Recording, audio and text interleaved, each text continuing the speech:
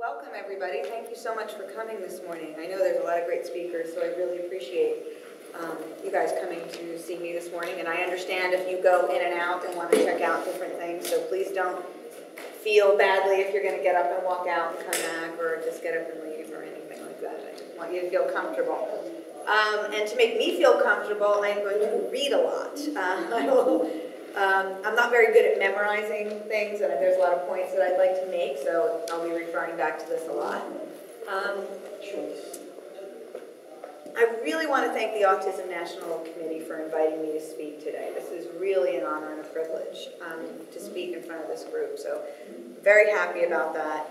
And I also welcome the opportunity to speak about my website, RethinkingAutism.com. I personally have put so much of my life and my experience and my wishes and hopes for my son in this website, as well as my husband, Michael Broderick, who's also here today. He's a big help, and he is a huge part of the website, much more than he ever gets credit for anywhere. So thank you, Michael, for all you do. Love you, baby.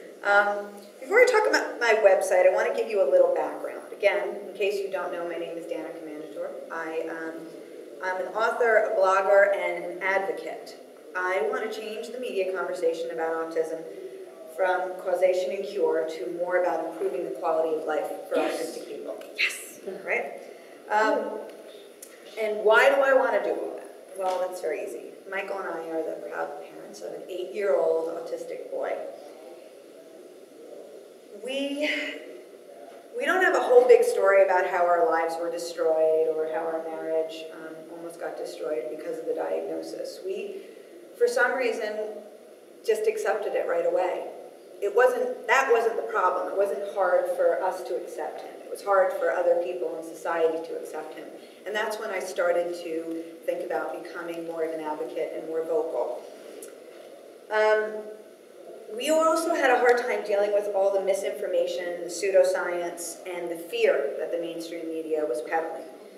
We spent a few years thinking that we were really the only people that weren't interested in curing our son. And then we came upon the neurodiversity movement. This was all happening during the time when NYU Child Study Center put out the Ransom Notes campaign. I don't know if any of you seen this campaign? Yeah. Ari Neiman really protested against it. Yep. And that's how I learned about this. When this campaign came out, I was incredibly offended by it, and I was so happy to see that there was a whole group of self-advocates and parents who were able to pull the campaign. I mean, Ari Neiman was a huge, in the Autism Self-Advocacy Network, along with a group of parents, were very successful at getting them to see the error of their ways and pull this campaign. I sent Ari an email, and I said, I need to talk to you. And he called me, and I said, please let me know whatever I need to do. I want to help. And he just started laughing. He said he gets a lot of calls like that, and he and I became very close friends. He was my second autistic friend. My first is my son. Will always be my first in that. But Ari and I became very close, and I learned a lot about the neurodiversity movement and how to talk about it instead of saying things. Because even though I naturally felt a certain way, I think I used terminology that didn't make sense or would, could offend people. So it was great to have an ally in Ari. Then I started to seek out other autistic adults, because who better to learn from? I mean, that seems pretty obvious to me, but apparently some people would much rather get their cues from a hot blonde. So that cues Jenny McCarthy and the birth of Rethinking Autism. I'm going to be honest with you guys. The entire venture was started as a joke. During Autism Awareness Month in 2009, I was having coffee with a good friend of mine, and we were both really annoyed about the attention that Jenny was getting. This wasn't because we wanted attention. This was more that we felt that she was doing damage, and doing damage to our son's future. I read so many articles and watched a bunch of interviews by parents of autistic kids that were constantly talking about the horrors of the diagnosis. McCarthy was boasting that her child was cured and vowed to never give up her fight against autism. I said to my friend, if only people would listen to my perspective the same way they would listen to Jenny's, then we could change the way we approach autism as a society. And at this point there was very little public opposition to her followers, to, you know, anti-vax people. That was getting all the attention. And she used her sex appeal to get in the door. Because I was trying to figure out, like, how did she get all this attention? Why is she where she was? And then I remembered back to the early MTV days and everything that she'd done. And it was as simple as, you know, how she looked and what she was willing to do. So then I thought, if I look like her, do you think maybe that I can get my foot in the door? You know, maybe. I don't know. It was worth a try, right? And since I obviously don't look like her, I enlisted the help of a friend of mine to make some videos that would put out what I considered to be important information about autism and to counteract the message that she was delivering. I now refer to them as the Leanne videos. Leanne is a dear friend, and she also had the same perspective as my husband and I do. She was one of the people that just gets it naturally, that didn't have to be, you know, persuaded or showed information. She kind of just felt the same way that we did. She was naturally opposed to Jenny's message, and she got the joke, and she really wanted to participate in this little experiment of mine. And since I work in advertising, I was able to rustle up a lot of friends to help and shoot and edit a bunch of videos. I'm going to show you these guys, a couple videos in a minute for those of you who haven't seen it. And please, I'm not trying to offend anybody when I show them. But I think it's important to note that I made these videos to get people's attention and to get my foot in the door. The response was mixed. I got as much hate mail as I did encouragement. And my website, when I launched them, when I started the website, I received over 500,000 hits in a very short period of time, just on my website alone. So, and even like VanityFair.com picked up the videos, and there was something on a blog there which I thought was huge. I was so excited about that. So I was getting attention. So this is how I got it, for those of you who haven't seen them.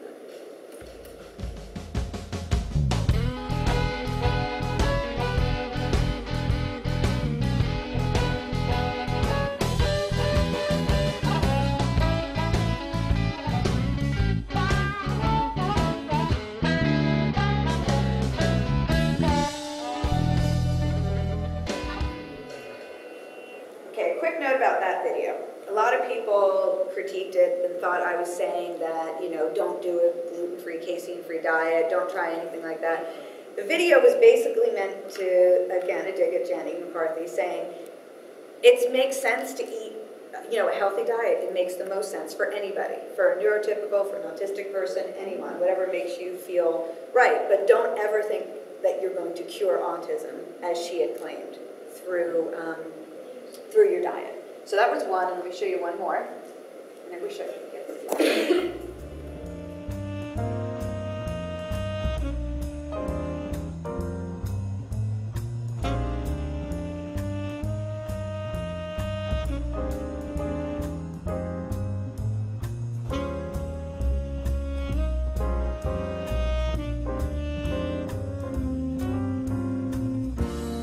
There were many people in the neurodiversity movement that loved the videos, and then there was also a lot of people that didn't. So I can understand both sides of it, and it was really an experiment and a learning experience for me.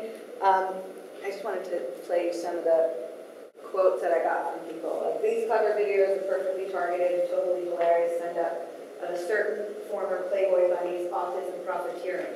I like that term, autism profiteering. And they had me rolling on the floor laughing. So I'm glad that Whose Planet Anyway got it. This is a clever ad. Its information is scientifically based and it captures your attention. But is it effective? While I get the tongue-in-cheek reference that autism has become a sexy topic of discussion, and I question whether the core message gets buried beneath the sea of lingerie. Valid point. Okay, I can't argue with that. So your goal is just to get people's attention and make them go and look things up. Yes, and unfortunately, you know. Some of the ways to get used to. Exactly. Using a hot babe to direct attention to autism issues is a stroke of genius. The folks, me and you, hon, at Rethinking Autism are to be commended for coming up with this brilliant idea.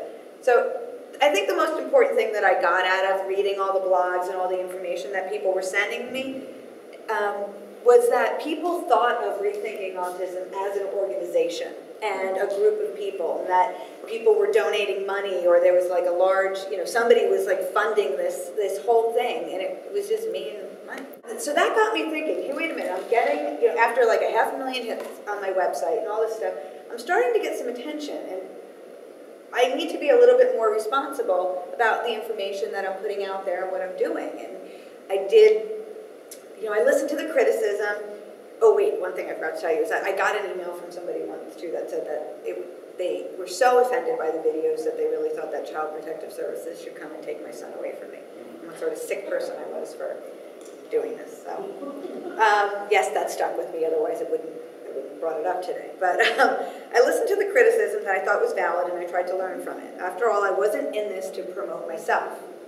That's one thing that I was trying to make sure I made clear all along. I'm not in any of the videos. I'm not, out there like publicly saying my name everywhere. I tried to keep my name off the website as much as possible because I didn't think it was important that my name was up there. It was more about changing people's minds. And I wanted to give a voice to autistic adults in places that least expected it. This was also the time that I realized many folks had the wrong idea about me and Rethinking Autism, and I just told you guys about that. Rethinking Autism is not a charity, and it doesn't have any funding by anyone other than my husband and myself. We purposefully don't accept donations other than, the only donations that we accept are the time and talents of our friends and coworkers. And if people didn't like the message, if people liked our message, hopefully they were going to pass it on. And if they didn't, well, it's a free country. You just don't pay attention.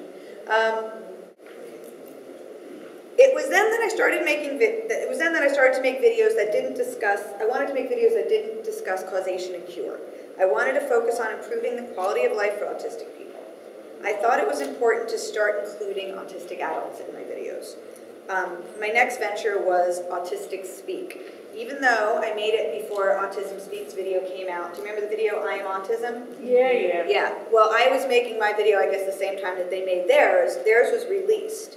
And I didn't have a name for my video. And it was called I Am Autism by Autism Speaks, their video. So I decided to name this Autistic Speak, this next video. So it was really a dig at Autism Speaks.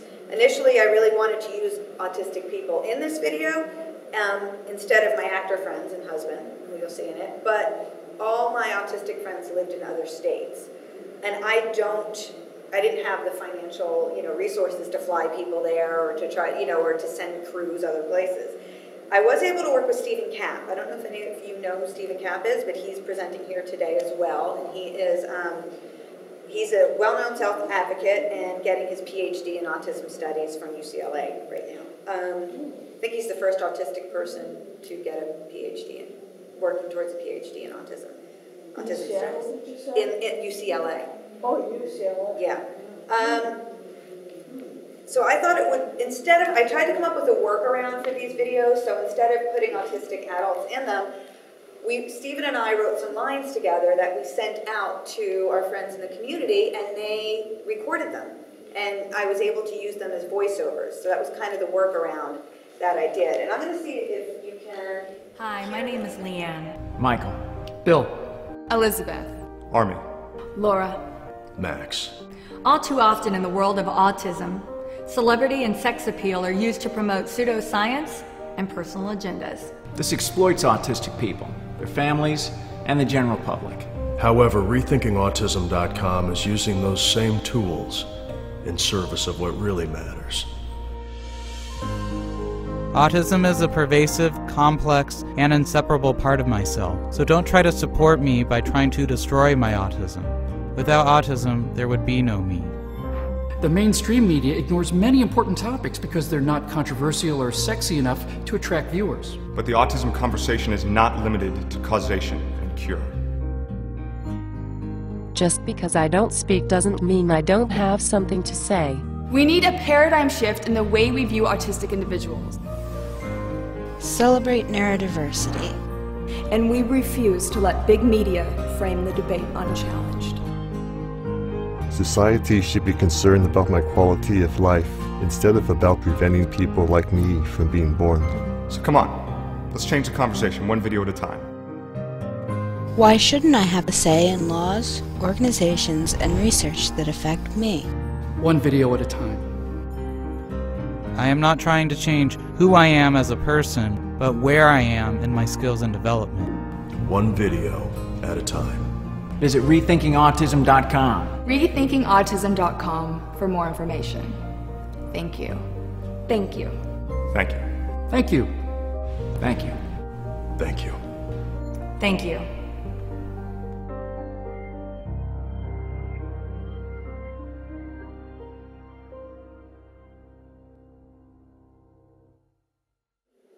So that video, you can see Leanne is fully dressed in that video. She's just as fantastic in lingerie as she is in everyday clothing.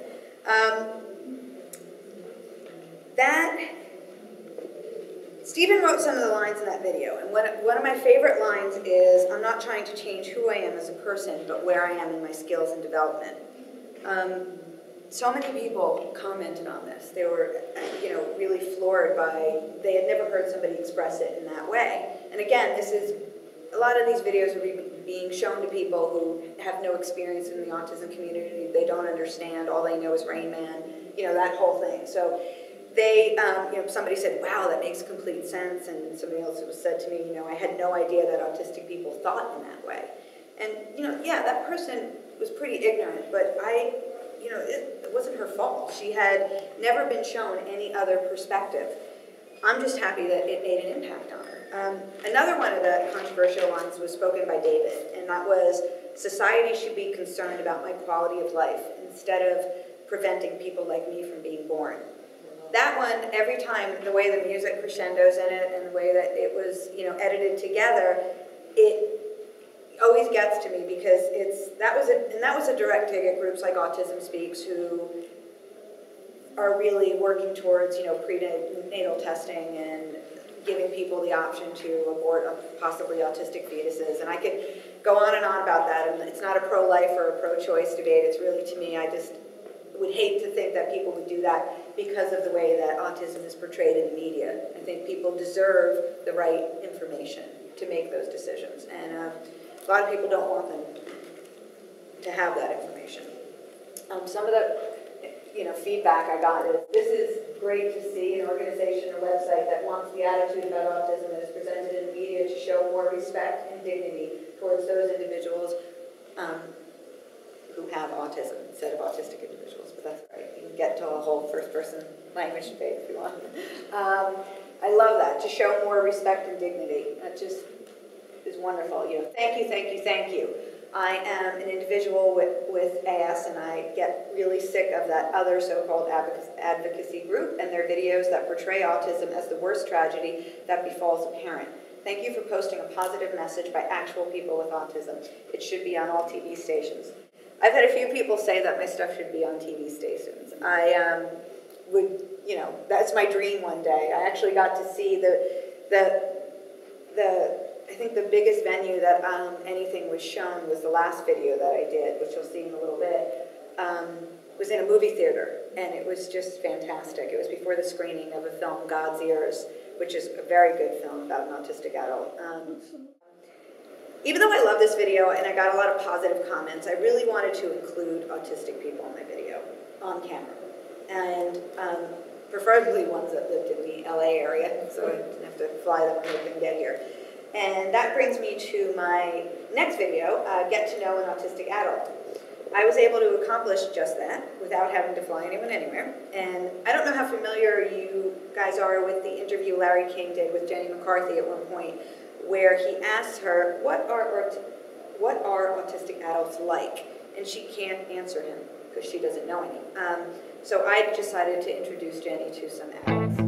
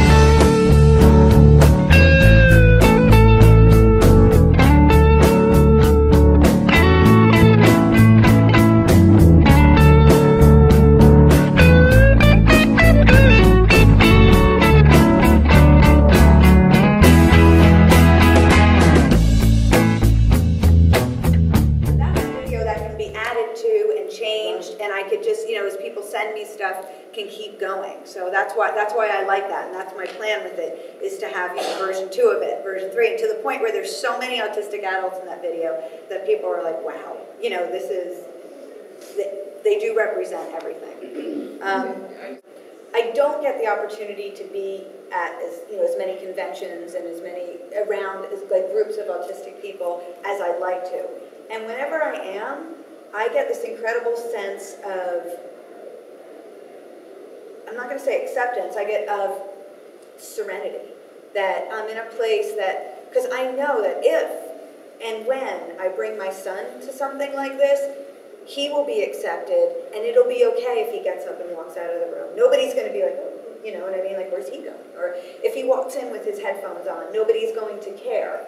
And that's how, this is the society that accepts that and embraces that, and I am desperately trying to have that for him, in a restaurant or when we go out. And one of the things that really helps is that we as parents don't really care what the next person is thinking. And that doesn't mean that we let our son run wild or do anything, in a restaurant or do something, but it's okay to us that he's got headphones on, while we're eating dinner, or if he's playing with his iPad, because that makes him much more comfortable, at a kid's party or something like that. It's just, once you get over that as parents, it's a lot easier for your child to get over it and be okay with who he or she is.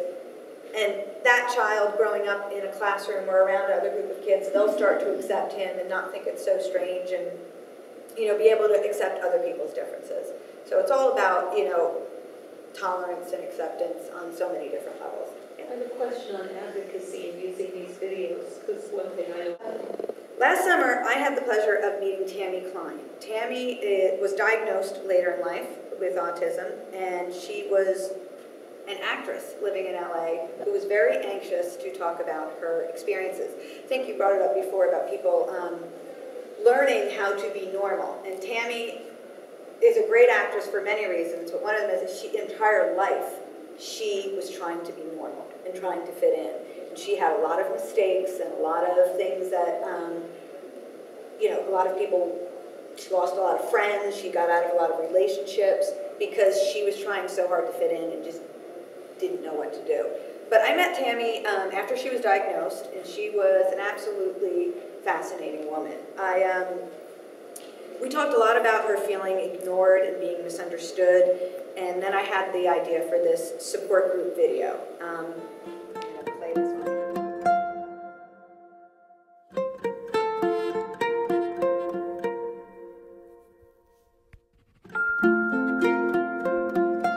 one. So we're thinking about chelation.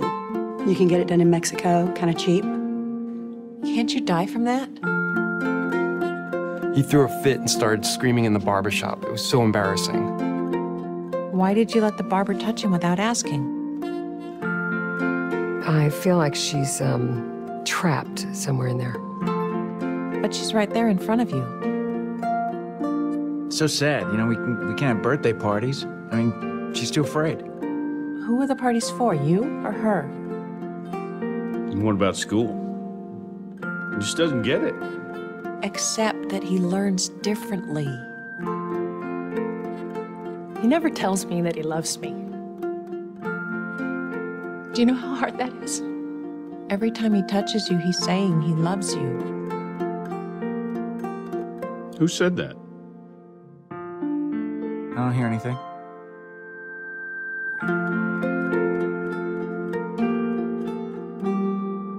I've spent most of my life feeling like no one is listening. My name is Tammy, and I'm autistic. There's a community of autistic adults that needs to be included in the conversation. Don't tune us out. Visit RethinkingAutism.com, then click Our Voice. Please, listen to what we have to say.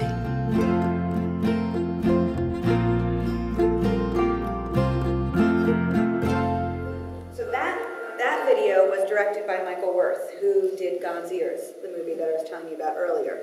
So you can see the production quality has gone up dramatically, and another piece of music was composed for that. The main reason why I did that was because I introduced a page on my website called the Our Voice page. And that page was meant to get submissions from autistic adults that wanted to give advice or information or just share their experiences as a child with parents of newly diagnosed kids, so that they can have some insight and some hope or some predictions as to what they can look for or avoid or anything along those lines. And I got a lot of great people to submit some either people wrote letters or they just did a short blurb. I even got Temple Grandin to do one, which was great. But this is one that came from a review that I got of this. It says, "I am an adult with Asperger's syndrome. I could really identify with what Tammy said. I have also spent most of my life feeling like no one is listening. Until I watched this video, I thought no one understood how I felt when I was a kid. I sneaked a peek at a book my mother had about parenting a kid with autism, which said parents had to go through a grieving process for the child that they could have had, the neurotypical child." Many parents go through this, and I think for self-advocates to dismiss this as their parents being, bad parents is probably not a really good idea. I didn't have to go through a grieving process, and I would not, I can understand why some parents do that. But it's important for people to know this, so that maybe when a parent that just found out that their child is autistic or has some suspicion, they realize the effect that they are having on their child when they are crying, visibly in front of them, or complaining or fighting with their spouse about how difficult it is. Because then they'll realize, wait, this child is paying attention. This child actually feels and hears everything that we're saying. Is probably, maybe on some levels, more perceptive even than a neurotypical child, or more, affected by people's sensory, that they could feel it a lot more. So that's why I thought this was really important. And some of the things that I just took some blurbs of the Out Voice page, like, "I do not ever say or do anything intentionally to offend. I just misinterpret and react unknowingly and inappropriately at times. I am still learning, so please bear with me and just accept me as being different. I had to force myself to look at eyes because it is something I felt physically stronger than touch, but I found a way. I wish my parents had known how hard I was trying to please them and do everything exactly right. No matter how hard I tried, I couldn't get it right. I so rarely got a pat on the head or a well done that I stopped trying."